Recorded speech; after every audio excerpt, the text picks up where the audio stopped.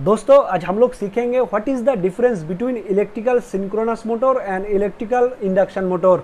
Electrical synchronous motor और electrical induction motor के बीच में डिफरेंस क्या है, आज थोड़ा हम लोग जानकारी लेंगे या नॉलेज लेंगे। दोस्तों सिंक्रोनस मोटर का जो कंस्ट्रक्शन होता है वो बहुत ही कॉम्प्लिकेटेड होता है दोस्तों। दूसरी तरफ इंडक्शन मोटर का जो कंस्ट्रक्शन होता है वो बहुत ही सिंपलियर होता है, इजी होता है। दोस्तों सिंक्रोनस मोटर जो होता है दोस्तों सिंक्रोनस स्पीड से चलता है दोस्तों, मतलब इसके स्पीड में दोस्तों कोई कमी नहीं आता है। दूसरी तरफ दोस्तों इंडक्शन मोटर जो होता है दोस्तों ये सिंक्रोनस स्पीड से नहीं चलता है, इसके स्पीड में दोस्तों कमी आता है। इलेक्ट्रिकल सर्किट में अगर दोस्तों लोड ज्यादा होता है या एंगल ज्यादा होता है तो दोस्तों सिंक्रोनस मोटर का जो स्पीड होता है वो कभी कम नहीं होता है। दूसरी तरफ दोस्तों सर्किट में अगर दोस्तों लोड ज्यादा हो जाता है या एंगल ज्यादा हो जाता है, इंडक्शन मोटर का स्पीड जो होता है वो कम हो जाता है। सिंक्रोनस मोटर जो होता है दोस्तों सेल्फ स्टार्टिंग नहीं होता है। दूसरी तरफ इंडक्शन मोटर जो होता है दोस्तों ये बिल्कुल सेल्फ स्टार्टिंग होता है। सिंक्रोनस मोटर की एक्साइटेशन के लिए डीसी पावर सोर्स की जरूरत पड़ता है। दूसरी तरफ इंडक्शन मोटर की एक्साइटेशन के लिए डीसी पावर सोर्स की जरूरत नहीं पड़ता है।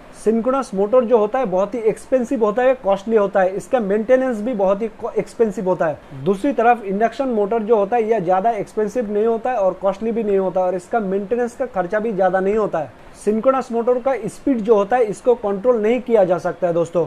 दूसरी तरफ इंडक्शन मोटर का जो स्पीड होता है इसको कंट्रोल किया जा सकता है। इलेक्ट्रिकल सर्किट में अगर दोस्तों लोड चेंज होता है तो सिंक्रोनस मोटर में दोस्तों हंटिंग होता है। दूसरी तरफ इंडक्शन मोटर के अंदर दोस्तों कोई हंटिंग नहीं होता है। सिंक्रोनस मोटर के जरिए दोस्तों पावर फैक्टर को इम्प्रूव किया जा सकता है। दूसरी तरफ दोस्तों इंडक्शन मोटर में पावर फैक्टर हमेशा लैगिंग ही रहता है। सिंक्रोनस मोटर को दोस्तों कंडेंसर के हिसाब से भी यूज किया जाता है। दूसरी तरफ इंडक्शन मोटर को कंडेंसर के हिसाब से यूज नहीं किया जा सकता।